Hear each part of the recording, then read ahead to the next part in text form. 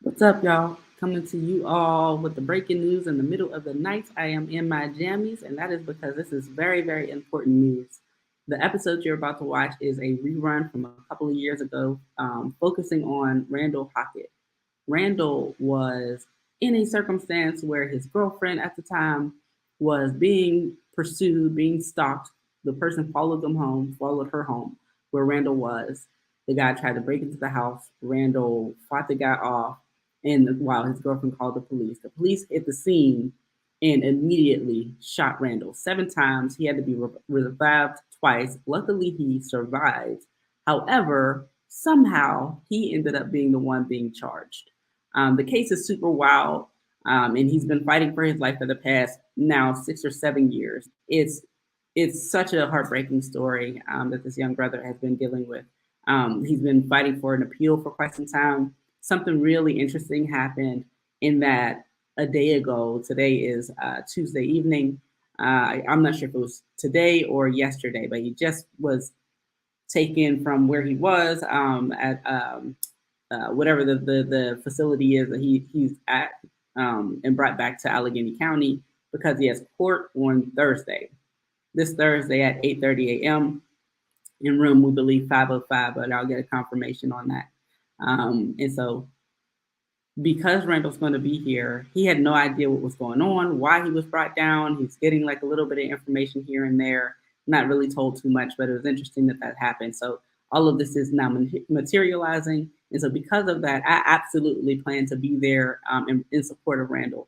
But after you hear his case, after you watch this episode, I absolutely hope, and I want to encourage you to also, if you have the time, to come down and support him as well.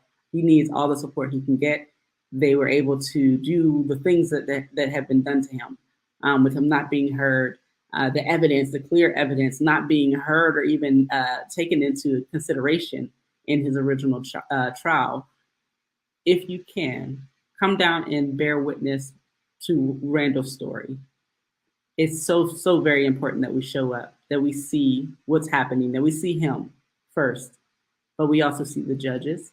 We see the officers involved, the officers who were so-called involved, and you'll understand that a little bit more when you watch the episode, that we bear witness of what's going on here, and it very well may save this young man's life.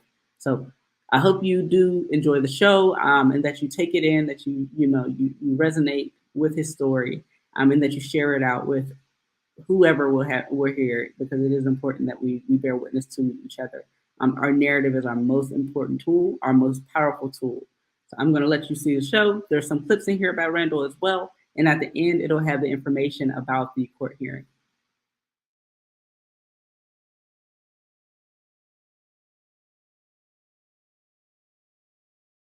Like, it's just like how she responded, man. Like, it's nothing.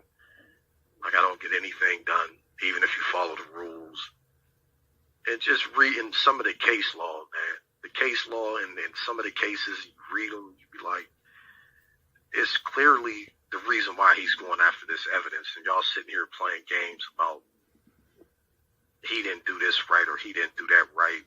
And he fouls the things he needs to foul. And it's like everything is tilted towards the police or the agency that committed the wrong. It's like the system's not designed for fairness. It's designed, if this is a big company or if this is the police, you can't go at them. You can't really say, well, this is what happened and give us the evidence to this. And they get to playing games. The court know they're playing games. And you write up an order for them to stop playing games. And the court just sits there like, well, they said they don't have it, so there's nothing we can do. There's a lot you can do. You can order them to give us the evidence, but it's not about that. It's about back and forth ping pong and allowing the police to win and you not get the evidence. That's the system we're in.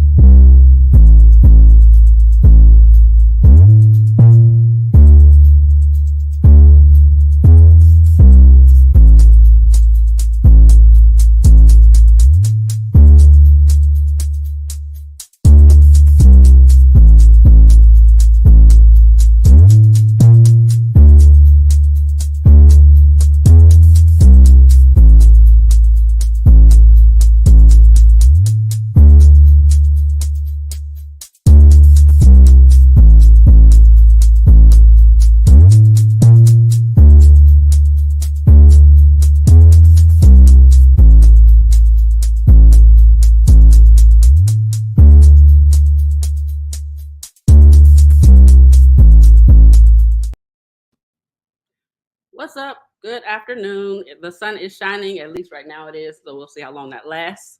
We are coming out of winter slowly but surely into spring, so I'm happy about that.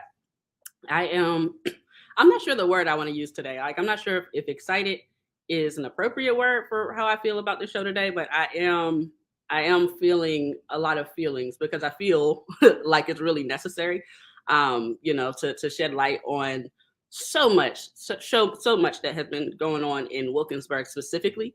I mean, like this is not an issue that only happens in Wilkinsburg, but it is an issue.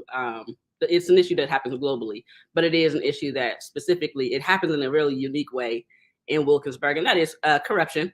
Um, particularly when it comes to the police. So we have a couple guests on today speaking about a couple of circumstances where the law was not the law, like justice was not justice.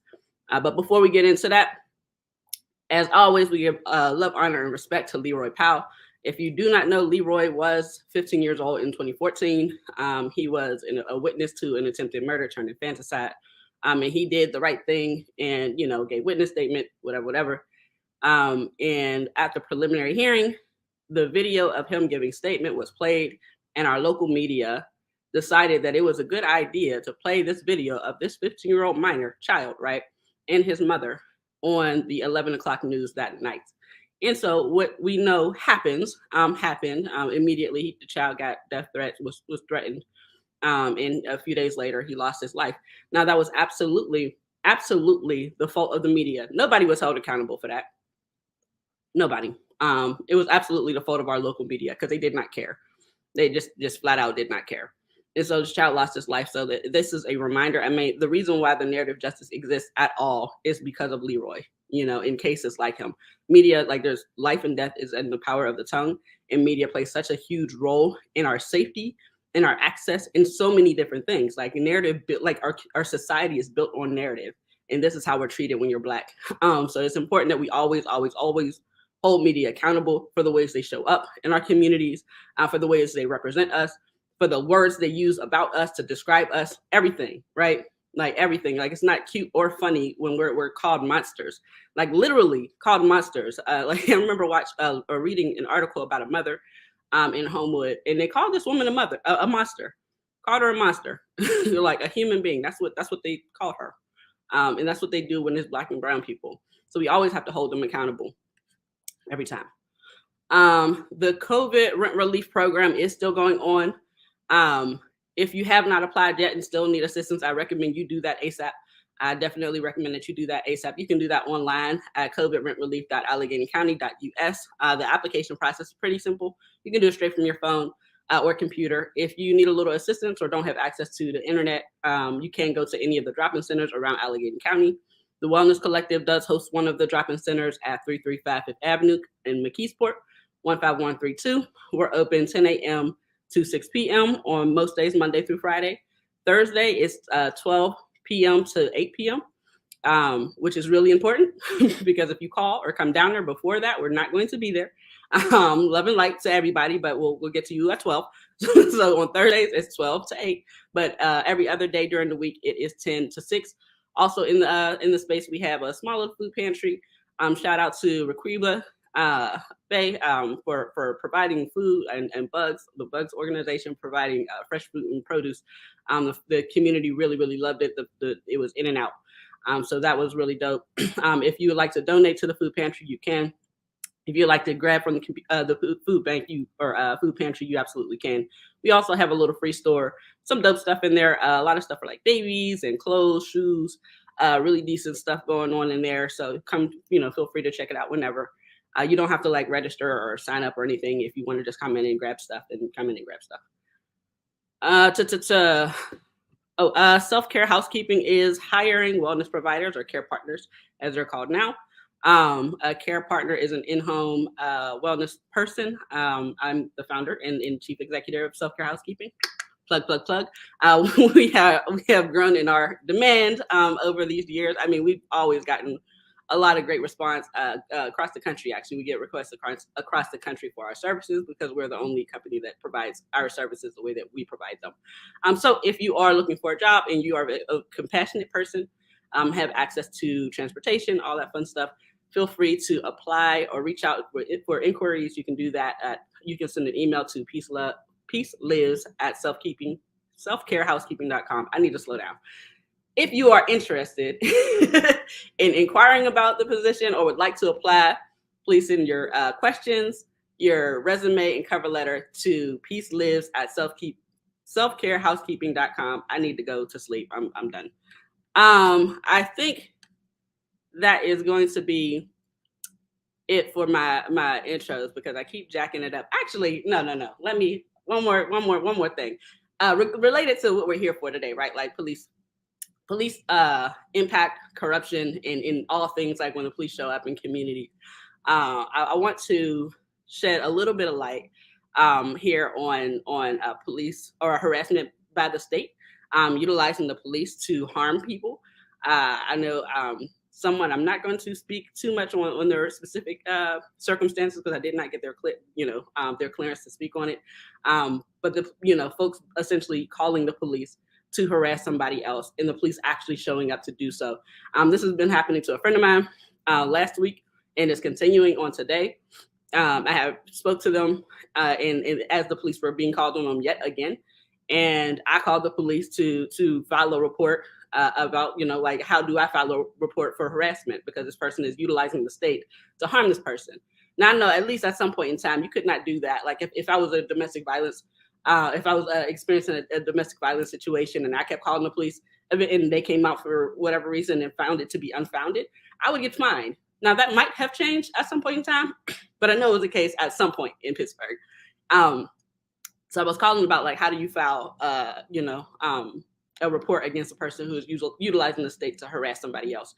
And the person that I spoke to, oh, okay, she said she was found me speaking on it. This is Nikki Jo Dawson. So Nikki Jo, who is one of our guests today, has been harassed by her neighbor for whatever reason. This guy has been stealing her packages, hers and her other neighbors. The neighbors know about it. The landlord knows about it. In fact, this person is being removed from the place because of his theft. And so she confronted him, or at least tried to, and then went about her business. Like that was the end of it. But he called the police and kept calling the police, saying that she took a hammer to the door and all types of other wild stuff. The police shows up, super aggressive. She has a video on her Facebook, and you can watch it live. They came in super aggressive, cussing out her or whatever. And came up, and I don't know if you all have experiences, but I definitely have. When you call the police, or like there's no reason for anyone to feel like it's an unsafe situation, and they show up with their hands on their guns. Like anytime I've called the police, they showed up to my house with their hands on their gun as if they're going to shoot me, which is ridiculous. And that's how they showed up to her house. But one particular part of that exchange, and like I said, it's on her page, and she can speak on it a little bit more if she'd like. But one particular part of that exchange is Nikki had said, like, I don't feel safe with you all. I would never call you all, like, because I don't feel safe for you coming here. I feel like I would be harmed even if I called you.